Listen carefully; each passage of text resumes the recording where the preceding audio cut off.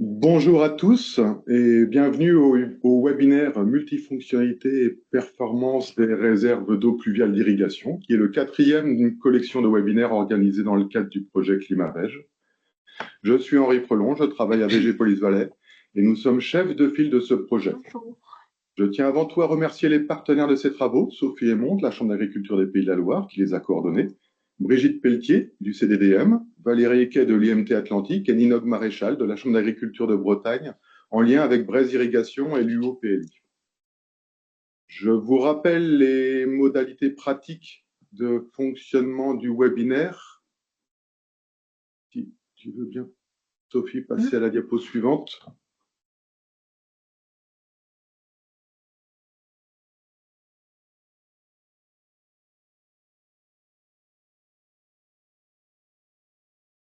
Je suis pas sûre que tu sois en mode diaporama, Sophie. Si. Si. Je suis toujours. Voilà. Voilà, parfait. Merci. C'est que les diapositives ont du mal à charger, en fait. D'accord. Donc, fonctionnement classique d'un webinaire, on vous remercie de couper votre micro et votre caméra pour une meilleure qualité de réception et de son. L'on vous signale que le webinaire est enregistré. Il y aura un replay qui sera mis à votre disposition dans les prochains jours. Et pour revenir au projet ClimaVège,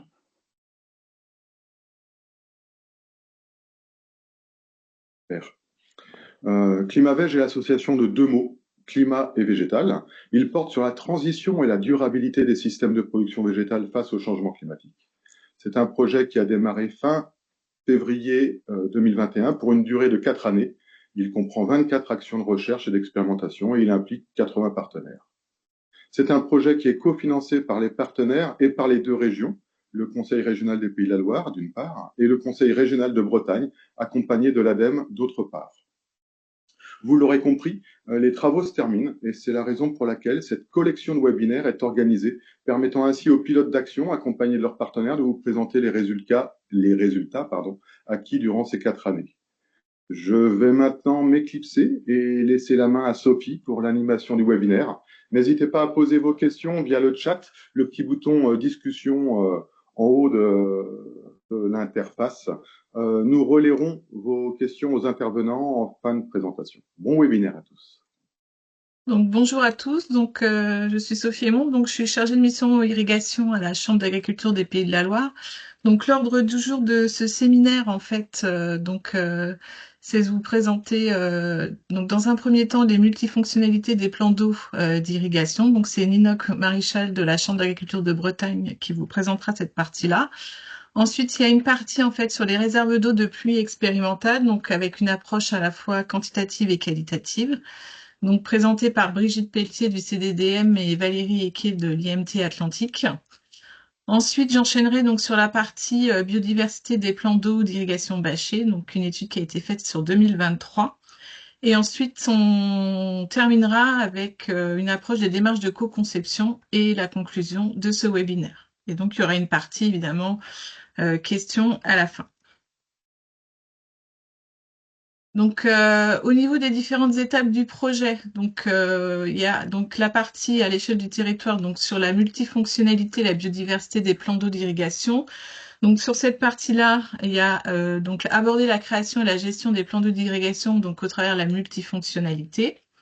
Et ensuite, donc il y a toute la partie sur l'étude du potentiel écologique des retenues d'irrigation bâchées. Ensuite, donc le travail qui a été fait sur des réserves d'eau de pluie expérimentales, donc qui sont basées à la Maison des Maraîchers Nantais. Donc, comme je vous le disais tout à l'heure, donc des approches à la fois quantitatives et qualitatives. Et enfin, donc tout ce qui est démarche de co-conception, donc sur les réserves d'eau multifonctionnelles. Donc, je laisse maintenant la parole à Ninoc. Bonjour à tous, Ninoc Maréchal, donc je suis conseillère irrigation à la Chambre d'agriculture de Bretagne et animatrice d'un syndicat d'irrigants Breizh Irrigation. Moi, j'ai récupéré en cours de réalisation la tâche concernant la multifonctionnalité des plans d'eau d'irrigation. Et j'ai surtout épaulé Sophie dans la synthèse d'un projet qui avait été réalisé par deux étudiantes d'AgroParisTech, donc Lorraine Meillard et Clémence Lys, qui ont travaillé sur la création et la gestion des plans d'eau d'irrigation au travers de la multifonctionnalité. Donc, l'objectif de leur livrable était de réaliser un état de l'art des différents types de retenues d'eau et leur usage et des fonctionnalités associées, et de proposer un schéma organisationnel d'une retenue d'irrigation multi-usage.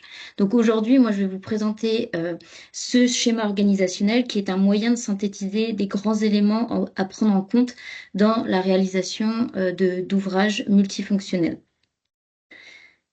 Donc, ce que je vous propose déjà, c'est une première définition donc, sur la multifonctionnalité, donc les retenues multifonctionnelles. Donc, il s'agit d'ouvrages hydrauliques qui ont été créés pour répondre à un ou plusieurs usages en fonction des besoins d'un territoire. Donc, ces ouvrages ont plusieurs intérêts. Déjà, la réduction de coûts du fait des différents usages qui y sont associés.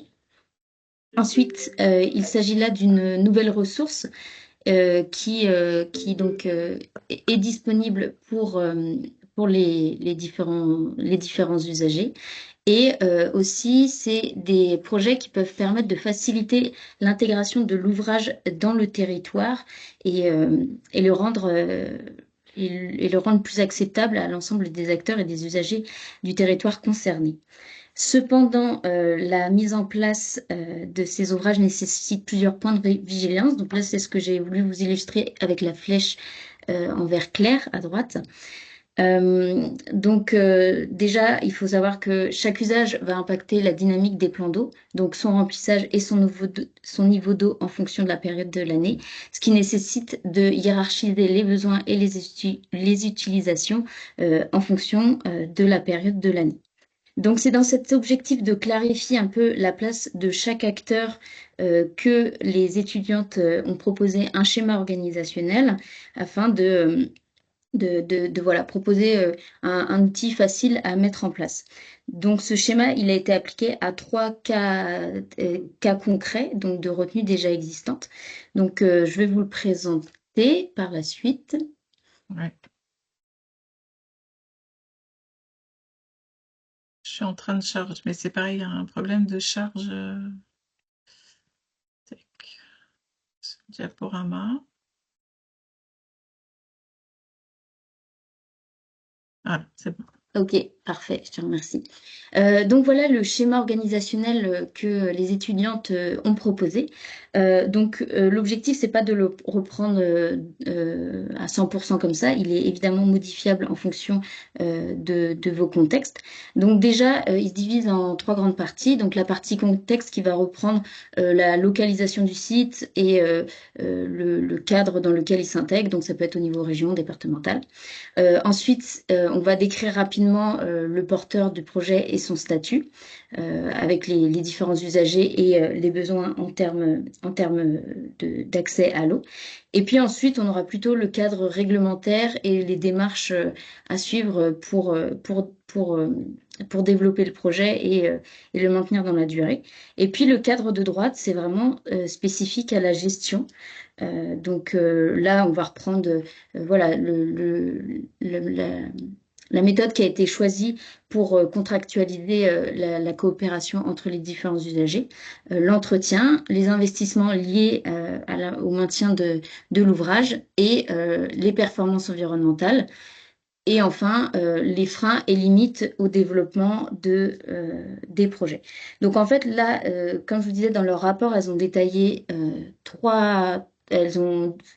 elles ont utilisé 3 retenues existantes pour en faire un exemple. Donc, je vais vous présenter un de ces exemples concrets sur la retenue d'Herbignac. C'est la diapo suivante.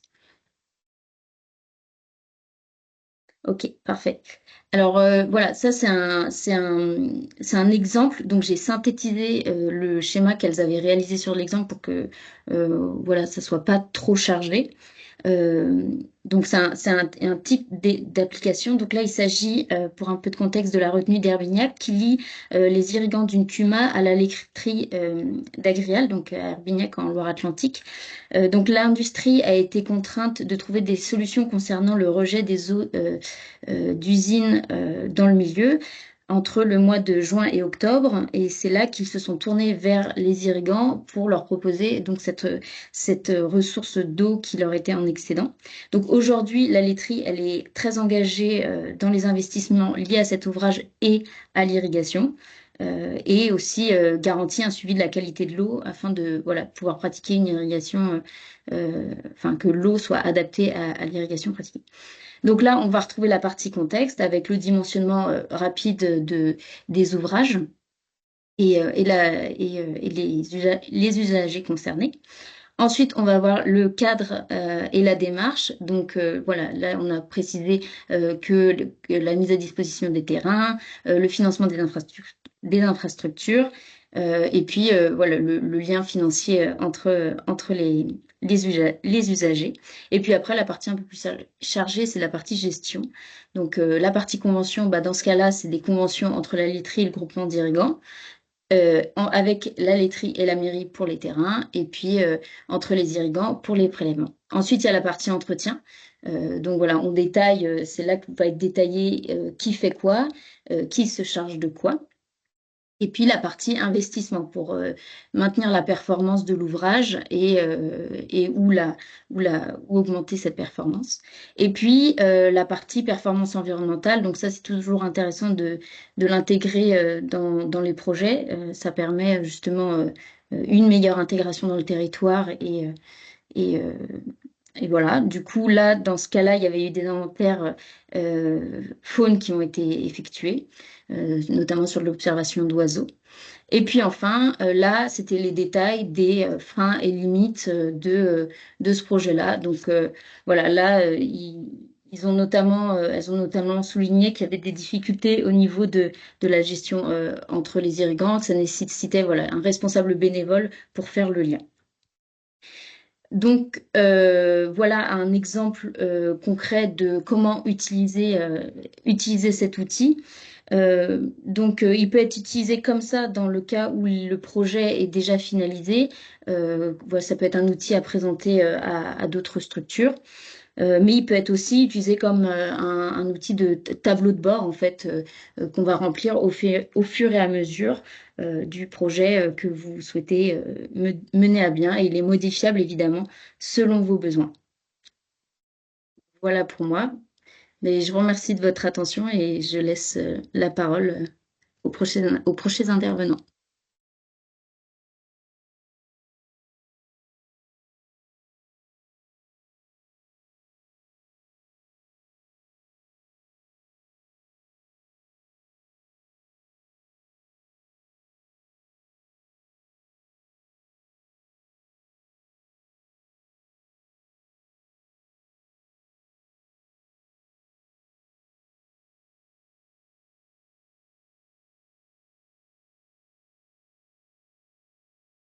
Bonjour à tous.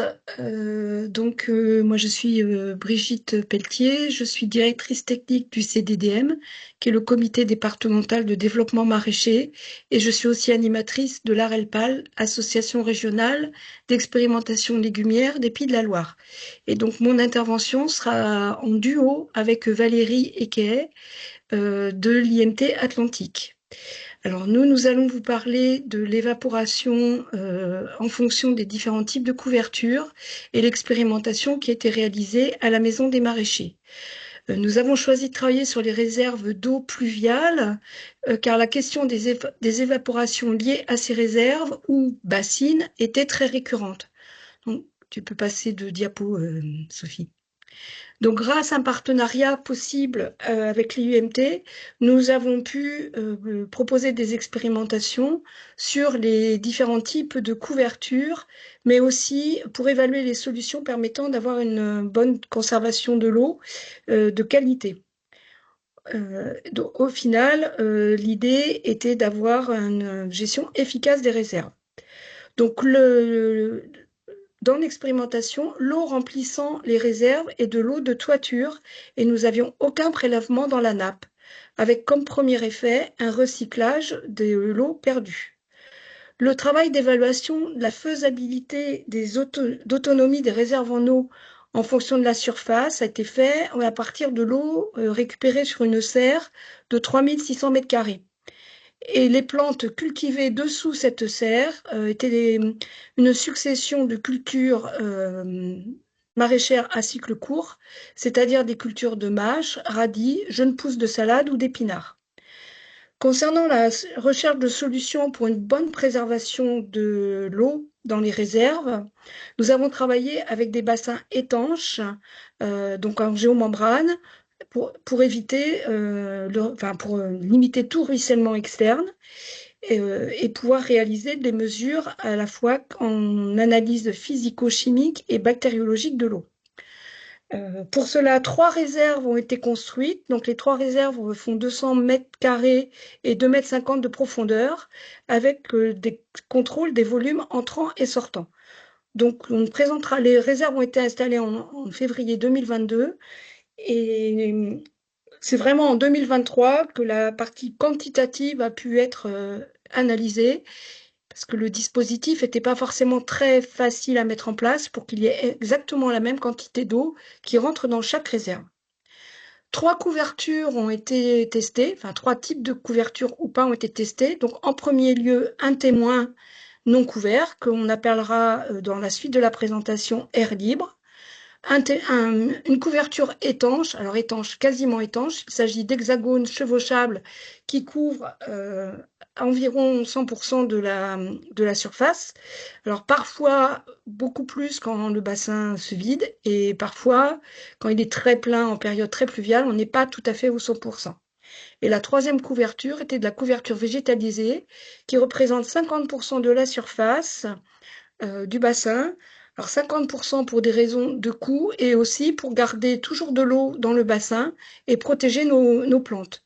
Le bassin végétalisé était constitué d'un système modulaire de la société Aquaterra et c'était des nattes de coco pré-végétalisées avec 16 à 20 plantes au mètre carré. Les plantes, mais il s'agit de plantes héliophytes capables de pousser dans de l'eau de pluie, telles que des iris, des salicaires et des graminées. Et dans la suite de la présentation, on appellera ce bassin végétalisé. Donc la dimension des bassins est faite uniquement selon la dimension du terrain disponible. Nous avons sans tenir compte de la surface de la serre. C'était vraiment, voilà. Donc vous avez notre site, donc la serre, les 3 bassins et les systèmes d'irrigation. Et puis voilà. Et après, on va, pour illustrer cela, on va vous passer une petite dizaine de diapos pour vous montrer les travaux. Tu peux faire défiler, hein, Sophie. Et puis, notamment, l'évolution des plantes sur les radeaux flottants. Donc, vous avez pu voir les hexacovers et la géomembrane et la géonate à sa mise en place en février, son évolution au 28 avril, au 17 mai, au 15 juin, au 6 juillet, au 9 août, donc on est sur les premières années, au 1er septembre, au 6 octobre. Là, vous voyez l'hexacover et l'air libre qui est quand même un peu vert au mois d'octobre. Au 7 novembre, donc là, la question était comment vont passer les plantes, elles vont passer l'hiver, est-ce que ça gèle ou pas? Au 9 décembre, elles sont toujours là. Et voilà. Et donc, je vais repasser la main à Valérie. Ce que je peux juste vous dire, c'est que depuis 3 ans, les plantes sont installées. Elles sont toujours présentes, sans aucun entretien pour l'instant. Très bien, donc je reprends. Donc bonjour à tous, je suis Valérie Eke, je suis enseignant-chercheur à IMT Atlantique et du laboratoire GEPEA. Donc on a travaillé donc avec Brigitte Pelletier sur ce projet. Moi, je vais vous présenter donc ici plus le suivi alors quantitatif et qualitatif. Donc, je vais vous expliquer ce que l'on a fait. Donc, Brigitte l'a expliqué. Ici, il s'agit bien de récupérer les eaux de pluie qui tombent sur les serres et de pouvoir donc la spécificité de l'installation, c'est de pouvoir justement quantifier les volumes d'eau qui sont récupérables par mètre carré de serre, du coup, et on intègre les précipitations et évaporation, je vous expliquerai ensuite. De là, en fait, il y a des pompes qui permettent de transférer ces eaux qui sont récupérées dans les 3 bassins, dans les 3 réserves. Et ensuite, donc, par estimation en fait des volumes d'eau nécessaires pour l'irrigation, donc qui sont évalués toutes les semaines, donc on peut aussi, on sait mesurer, extraire, donc soutirer ces volumes d'eau, donc on sait mesurer les volumes nécessaires pour l'irrigation. Et ça va nous permettre d'approcher en fait quelle est la bonne adéquation entre les surfaces de serre et le besoin pour les cultures, pour l'irrigation. Diapo suivante, s'il te plaît, Sophie. Donc, il y a quelques photos ici sur les installations. Donc, c'est quand même un système qui est relativement complexe, hein, dans le sens où donc on a des réserves, on a différents systèmes de pompes pour en entrée et en sortie des bassins. Donc, la suite. Donc ici, on a, donc IMT Atlantique, on a participé à l'instrumentation de ces bassins. Il s'agit d'une part de pouvoir mesurer les hauteurs d'eau, donc c'est de façon à pouvoir mesurer, d'avoir un suivi en continu des volumes d'eau dans chacun des bassins. Donc on a installé sur ces 3 bassins différentes sondes de hauteur d'eau ici. Slide suivante. Et ensuite, on a installé également sur ces 3 bassins différentes sondes pour avoir un suivi de la température de l'eau, du pH, de la conductivité et de l'oxygène dissous. Donc ça, ce sont les paramètres qu'on a suivis quasiment en continu. Diapo suivante. Alors pour la partie évaporation et évapotranspiration, donc on a notre première approche, donc en 2022, la première approche était vraiment de pouvoir estimer les volumes d'eau ou millimètres d'évaporation pour chacun des bassins en considérant qu'ils ont une couverture différente. Donc l'idée, c'était ici, c'est vraiment de faire un bilan entrée-sortie d'eau. Donc on connaît les volumes d'eau qui entrent dans chacun des bassins, on connaît les volumes d'eau qu'on soutrait pour l'irrigation. La hauteur d'eau nous permet d'avoir le volume d'eau dans chacun des bassins. On connaît la précipitation via la station météo de la Maison des Maraîchers ou la station météo de Pont-Saint-Martin, et donc on peut estimer les volumes d'eau ou en millimètres d'eau évaporés pour chacun des bassins. Ensuite, donc nous, c'est une approche c'est en perspective, on fait ça aussi en continu, mais on n'a pas encore exploité tous les résultats. L'idée, c'est de pouvoir comparer en fait ces volumes d'eau évaporés avec des modèles d'évaporation qui, pour la plupart des modèles, prennent en compte en fait les conditions météorologiques de rayonnement, d'humidité relative, de température de l'eau, de l'air, de la pression atmosphérique ou de la vitesse de vent. On a quelqu'un qui parle en fond, si vous pouvez éteindre vos micros, merci. Donc la première année 2022, ça a été vraiment la première année de mise en place de ces des différentes sondes, des protocoles de mesure et puis de calcul aussi des évaporations.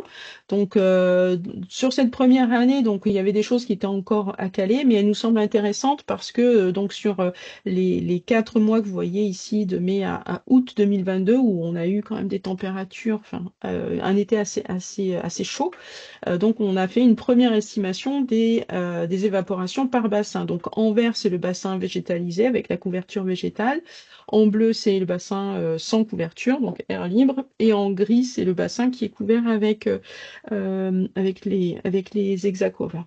Donc ici, on a pu, sur cette période, déjà estimer, donc notre bassin de référence, c'est le air libre, donc sur les 4 mois, les volumes d'eau évaporée qui sont à 104 mètres cubes, estimés à 104. Et puis, par rapport à ce bassin, on s'aperçoit que globalement, le bassin végétalisé, il évapore un peu moins, sauf au mois de juin. Donc ça, c'est dû aussi, vous avez vu les photos tout à l'heure des plantes. En fait, on pense qu'il y a de l'évapotranspiration. Et puis, le bassin couvert, il y a moins d'évaporation, à peu près moins 20% par rapport au bassin air libre. Donc Donc voilà, ça c'était pour la première année. Donc on a calé nos protocoles. Et puis je vous présente donc la suite, ça sera 2023. Donc en 2023, on a de nouveau cherché à bien caler nos protocoles de mesure d'évaporation sur le mois de mars et le mois d'avril, où le mois de mars, on n'a pas eu d'entrée d'eau ni de sortie d'eau, et pour le mois d'avril, des entrées et sorties d'eau équivalentes pour les 3 bassins. Et de nouveau, donc on a fait une première estimation sur ces mois-là. On se rend compte que le bassin qui est végétalisé, cette fois-ci, bon, il évapore un peu plus, de 30% environ, et bassin couvert, moins 20-25% environ. Et puis, donc, diapo suivante. Toujours pour 2023, de la période de mars à septembre, donc sur 7 mois. Donc vous voyez ici, pour chacun des bassins, les volumes d'eau qui sont évaporés, donc évidemment avec plus d'évaporation sur la période estivale. Et sur cette période, entre mars et septembre, on estime que le bassin végétalisé, ça dépend des mois. Il y a des mois où il va évaporer plus, des mois où il va évaporer moins en fonction de l'état des plantes, de leur fonctionnement.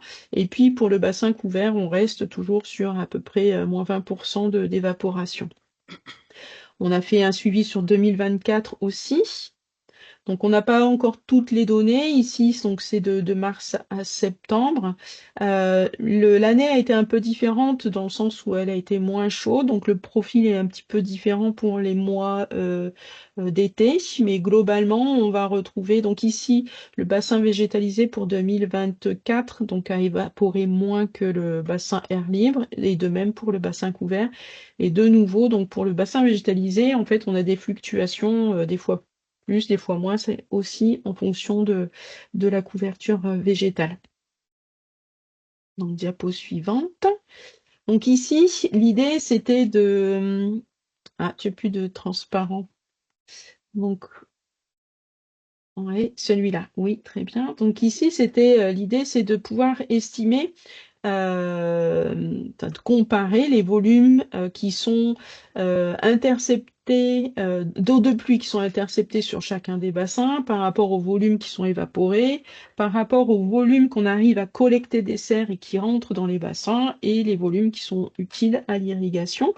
Donc vous avez donc de nouveau sur le mois de mars et avril, donc le mois de mars, pas d'eau qui rentre, pas d'eau qui sort. Et on a donc les chiffres qui vous sont donnés juste à côté. Et bien on estime pour chacun des bassins que sur cette période, donc en 2023, on a pu récupérer juste par précipitation environ 150 mètres cubes par rapport au volume qu'on a estimé d'évaporation pour chacun des bassins, donc entre 48 et 68 mètres cubes. Les volumes qui ont été apportés dans chacun des bassins issus de la collecte des eaux de pluie issues des serres, et les volumes qui ont été effectivement utilisés, donc soustraits des bassins pour irrigation. Donc ça, c'était pour 2023. On a la même chose pour 2024. Donc de nouveau, on a estimé, alors même si l'année est différente, on retombe quand même sur les mêmes ordres de grandeur en termes de précipitations, volume d'eau issus de la pluie collectés dans les bassins, des volumes évaporés pour chacun des bassins, des volumes d'eau qu'on a fait entrer dans les bassins et ceux qu'on a utilisés pour l'irrigation. Donc on se rend compte que les volumes évaporés, c'est entre 20 et 30% des volumes qui sont effectivement utiles ou qui peuvent être utilisés pour l'irrigation. Diapo suivante. Alors je laisse la main à Brigitte sur ce calcul. Alors à partir Alors je prends la suite de Valérie, et donc à partir des volumes enregistrés et des volumes collectés sur la serre de 3600 m², nous avons séparé les volumes récupérés entre la période d'étiage et la période de non-étiage, donc en bleu clair ou en bleu foncé ou en bleu clair. En effet, dans le sage estuaire de la Loire sur lequel nous sommes situés, nous n'avons pas l'autorisation de récupérer l'eau en période d'étiage pour irriguer. Alors, nous avons récupéré sur le site pour l'expérimentation, mais nous devions de faire le calcul sur les 2 périodes. Donc, sur les 3 années d'évaporation, on voit qu'on récupère 46 à 69% d'eau en période d'étiage. En parallèle, 79 à 86% des besoins en irrigation sont nécessaires pendant cette période pour des cycles culturaux de mâches, radis, jeunes pousses de salade et épinards. Diapo suivante, s'il te plaît. Donc, là, nous avons fait les calculs sur la base de l'année 2023 et nous avons considéré le volume de nos bassins comme un unique bassin à l'air libre. Donc, on a pris l'année 2023 parce que l'année 2023 correspond plus ou moins à la moyenne de pluviométrie de 2022-2024. Donc, nous l'avons pris comme année de référence pour évaluer le volume nécessaire de stockage dans les bassins pour pouvoir irriguer en période d'étiage et en ne récupérant l'eau qu'en période de non-étiage. Donc, comme je vous ai dit tout à l'heure, l'irrigation selon un modèle de succession culturale de culture cycle très court. Nous étions en situation d'irrigation chez un professionnel maraîcher, car dans notre serre, nous avons d'autres expérimentations et les successions culturelles ne sont pas forcément représentatives de celles d'un maraîcher. Donc, pour calculer le volume de bassin, il faut aussi que l'on intègre la pluviométrie directe sur les bassins. Donc, quand on cumule les trois bassins sur les moyennes des 3 ans, enfin sur l'année 2023 assez représentative, nous arrivons à 420 mètres cubes de pluviométrie. Mais il faut aussi soustraire l'évaporation. Donc, sur le modèle air libre précédemment cité, nous sommes à 268 mètres cubes. En premier constat, on peut remarquer que les bassins récupèrent plus d'eau par la pluviométrie en période d'étiage qu'ils n'en évaporent. Pour poursuivre le calcul, il faut aussi prendre en compte le volume d'eau dans le fond du bassin pour le fonctionnement des pompes, par exemple, ou pour conserver les végétaux si on est en radeau végétalisé. Dans notre cas, 40 cm de fond de bassin correspond à 132 mètres cubes. On connaît les besoins en irrigation sur cette période chez un maraîcher. On était à 816 mètres cubes. Donc, si on additionne, soustrait, si on compile tous ces chiffres, il nous faut un volume de 789 mètres carrés, que l'on pourra arrondir mètres cubes, que l'on pourra peut-être arrondir à 800 mètres cubes, si on veut être autonome en irrigation, pour pouvoir irriguer l'été et en récupérant l'eau que l'hiver. Dans notre situation de réserve expérimentale, on démontre donc que l'on ne pouvait effectivement pas récupérer toute la pluviométrie hivernale. Nos réserves ne faisaient que 600 mètres cubes. Il aurait fallu qu'elles en fassent 800 pour être autonomes. Et que nous avions vraiment besoin de remplir en période d'étiage. Si on n'avait pas rempli en période d'étiage, nous aurions manqué d'eau pour irriguer. J'espère ne pas vous avoir perdu dans tous ces calculs. Et je repasse la main à Valérie. Oui, merci. Donc ensuite, l'idée, c'était aussi de regarder la qualité de l'eau pour chacun de ces bassins. Donc on a fait, comme je vous l'ai dit tout à l'heure, un suivi continu de la température, pH, conductivité, teneur en oxygène dissous, et de façon plus ponctuelle. Donc on a fait aussi des analyses de matière en suspension, des CO, des BO, mesures bactériologiques, chlorophylle, et présence et analyse de pesticides. Bon, pour la suite. Donc ici, je vous montre les résultats sur le suivi en continu, donc sur la conductivité. Donc on a des valeurs ici qui sont assez proches, alors qui se sont stabilisées sur 2023-2024, qui sont assez proches pour les 3 bassins, et qui ont à peu près le même comportement, avec quelques fluctuations qui peuvent être dues pour la période estivale 2023. L'évaporation fait qu'on a donc la conductivité, ça représente la teneur en différents sels dissous qu'il peut y avoir dans l'eau. Mais malgré tout, en fait, pour les 3 bassins, donc on a des valeurs plutôt basses, donc en dessous de 100 microsiemens par centimètre, qui sont des valeurs très basses, qui correspondent à peu près à ce qu'on peut retrouver dans l'eau potable, par exemple. Ensuite, Donc ici, c'est le suivi du pH. Donc on a des comportements un peu plus différenciés entre donc le bassin végétal et couvert ont des pH à peu près équivalents qui tournent entre 5 et 6. Et puis il y a plus de fluctuations sur le bassin air libre, donc certainement parce qu'il est en plus facilement en contact avec l'air, donc il y a plus de fluctuations avec des valeurs qui peuvent monter assez haut malgré tout et qui sont aussi en accord avec des données ponctuelles, des mesures ponctuelles qui ont été faites par un laboratoire extérieur. Donc, diapo suivante. Pour l'oxygène dissous, ici on a plus de fluctuations. Malgré tout, ce que l'on voit, c'est que sur le bassin air libre, on a donc c'est exprimé en pourcentage de saturation d'oxygène dans l'eau. Donc le bassin air libre, il est plutôt assez haut, donc c'est de l'eau qui est tout le temps oxygénée, tout simplement avec l'échange avec l'atmosphère.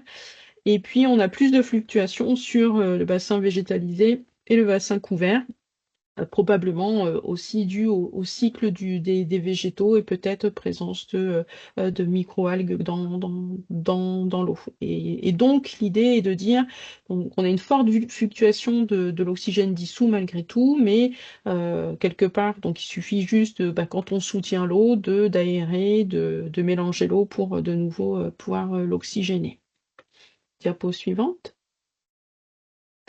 Ici, on a fait donc un suivi de la température de l'eau entre 2023 et 2024.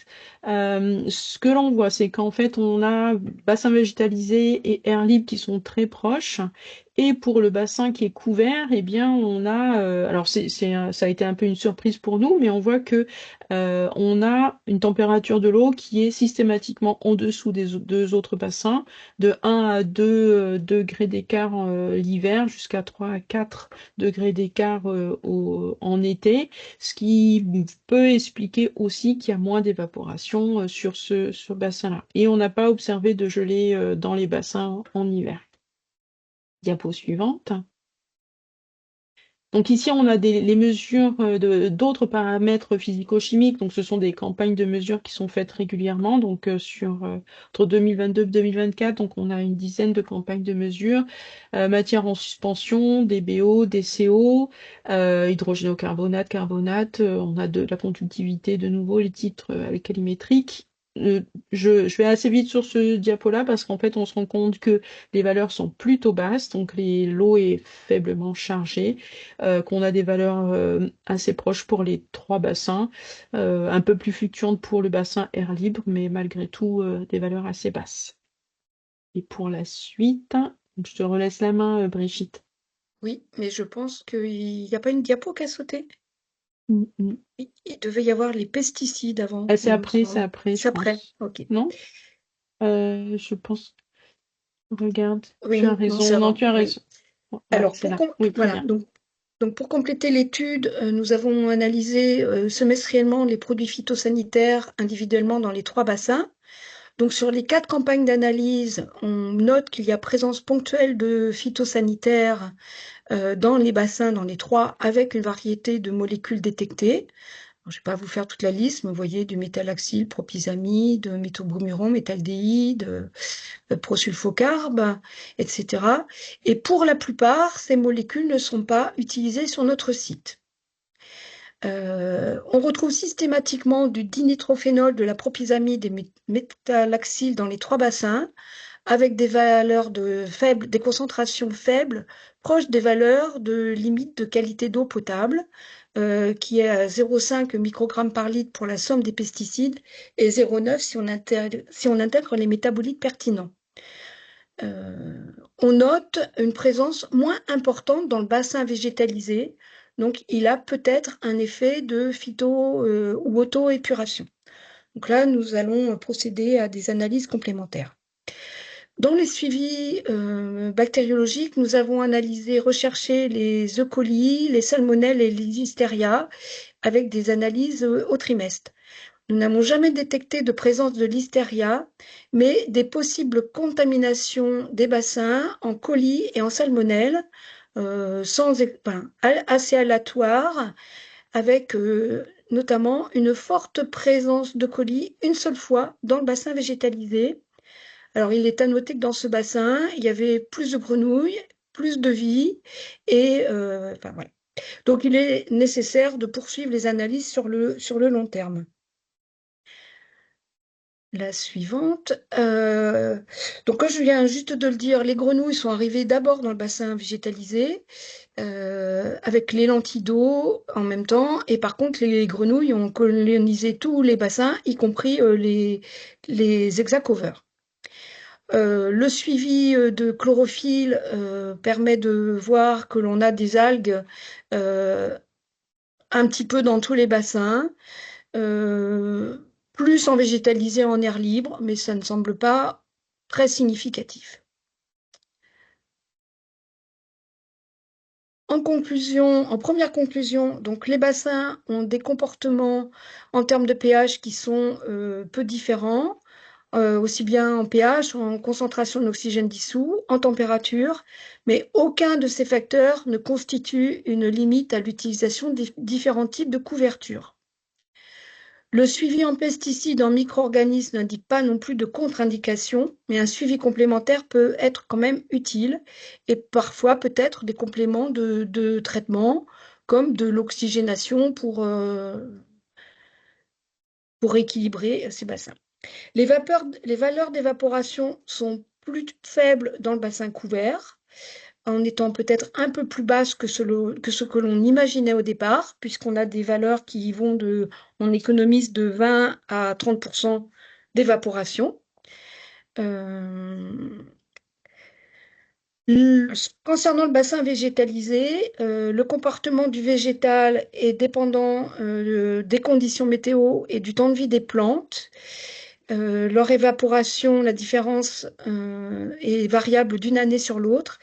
À ce jour, les plantes ont 3 ans et on ne connaît pas leur durée de vie, mais on voit qu'en 2022-2023, elles étaient quand même plus belles qu'elles ne sont aujourd'hui en 2024. En complément de ces analyses, nous sommes en train de réaliser des mesures de microplastique qui seront faites et mises au livrable du projet Climavège. On est en fin d'essai, les prélèvements ont été faits la semaine dernière. Nous attendons les résultats. En termes de recommandations, on peut commencer à donner des volumes de bassins nécessaires suivant notre typologie de culture et suivant nos surfaces de collecte d'eau pluviale. Ce qu'on peut remarquer lors du projet, c'est que ces réserves qui étaient dans un site expérimental maraîcher ont servi de vitrine pour conserver l'eau et applicable à plusieurs autres filières que le maraîchage, parce qu'on a été assez souvent sollicité pour d'autres cultures spécialisées notamment, telles que l'horticulture ou la production de semences. Et je repasse la main à Sophie. Merci de votre attention. Merci. Donc, je vais enchaîner donc avec l'étude du potentiel écologique des retenues d'irrigation bâchées. Donc, c'est un travail qui a été réalisé par Mathilde Godefroy de l'Université de Rennes, donc en M1 entre avril et août 2023. Donc, les objectifs du travail de Mathilde, c'était de faire un premier état des lieux sur le potentiel écologique des réserves bâchées et d'étudier le paysage, les abords, la gestion et la diversité floristique, donc en lien avec ces réserves. Donc, ça charge.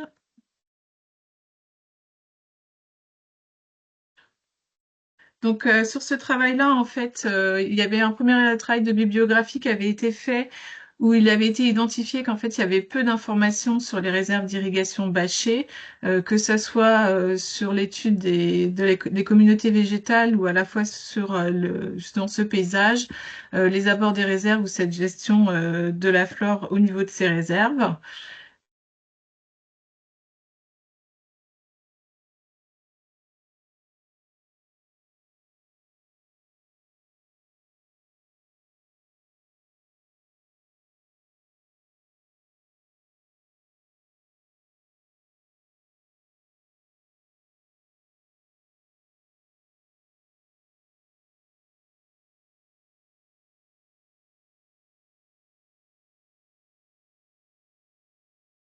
maintenant, Sophie, la diapo lieu de l'étude.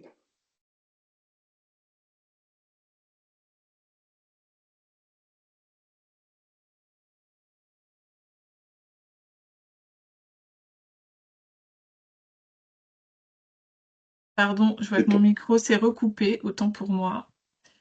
Alors attendez, je vais revenir sur le... Tac, voilà. Donc, hop, je reviens, voilà. Donc, le travail, il a été réalisé donc, sur 4 réserves dans le Morbihan et sur 5 réserves en Vendée. Il a aussi été réalisé sur le radeau végétalisé, donc, qui est situé à la Maison des Maraîchers Nantais, dont on vient déjà de vous parler. Au niveau des réserves en Vendée et dans le Morbihan, il y a un travail qui a été fait sur l'occupation du sol, donc dans un rayon de 5 km autour de la réserve. Donc là, je vous ai mis un exemple de ce qui a été obtenu. Donc, il y a une dominance en fait du paysage agricole à 85% en moyenne autour, donc dans ce rayon de 5 km pour ces réserves d'irrigation. Et on a une colonisation en fait par des espèces floristiques et faunistiques qui sont communes des milieux agricoles. Alors ensuite, donc il y a un travail qui a été fait donc sur l'aménagement aux abords des réserves. Donc au niveau de ces abords de réserve, donc il a été identifié en fait les haies. Et aussi, il y a un travail qui a été fait sur les clôtures et il a été mesuré ce qu'on appelle le potentiel d'habitat, donc qui est établi à partir d'une grille de notation qui a été réalisée par Mission A et France Nature Environnement Auvergne-Rhône-Alpes, donc qui identifie 23 critères à partir duquel on peut déterminer ce potentiel d'habitat. Donc on voit qu'on a un potentiel d'habitat qui varie en fait en fonction des réserves, qui est faible dans 38% des cas, qui est moyen en 41% des cas et seulement élevé et très élevé dans 21% des cas. Au niveau des haies, sur l'ensemble des réserves, on avait des haies isolées en fait pour 49% du linéaire. Ça concernait en fait 14 haies sur 29 répertoriées. Et il y avait une présence en fait de clôture et de grillage sur l'ensemble des sites et avec une absence de barbelés.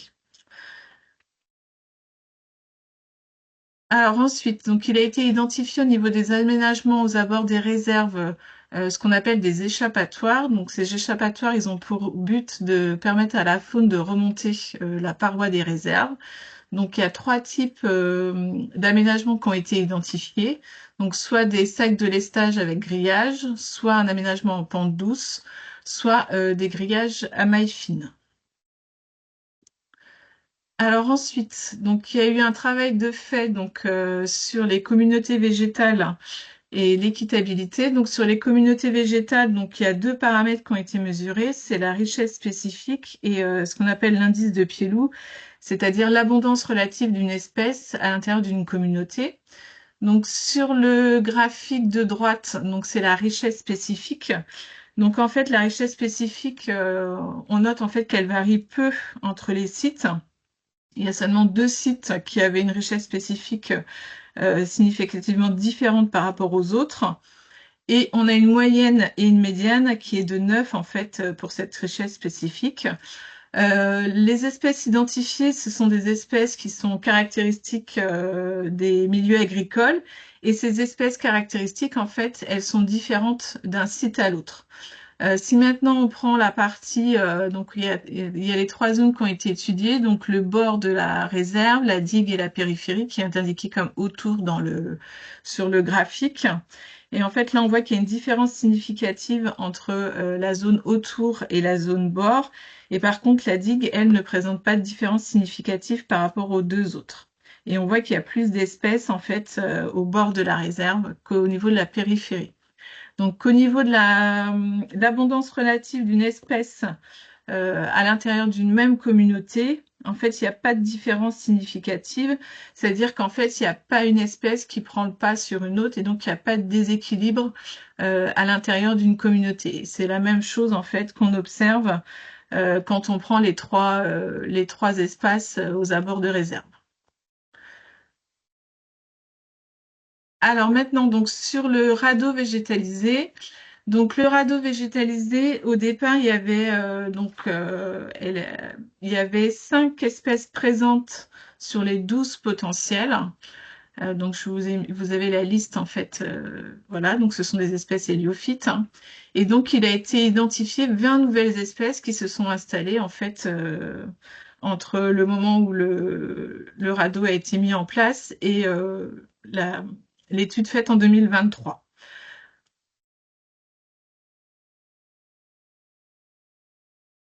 Alors, au niveau de la densité des plants sur ce radeau végétalisé, donc la densité moyenne qui était, qui est indiquée par la ligne rouge en fait sur les graphiques, elle est de 18 à 20 plants par mètre carré. Donc ça, c'est l'entreprise en fait qui a fourni, qui nous a donné cette densité normalement initiale qu'on retrouve sur le radeau végétalisé.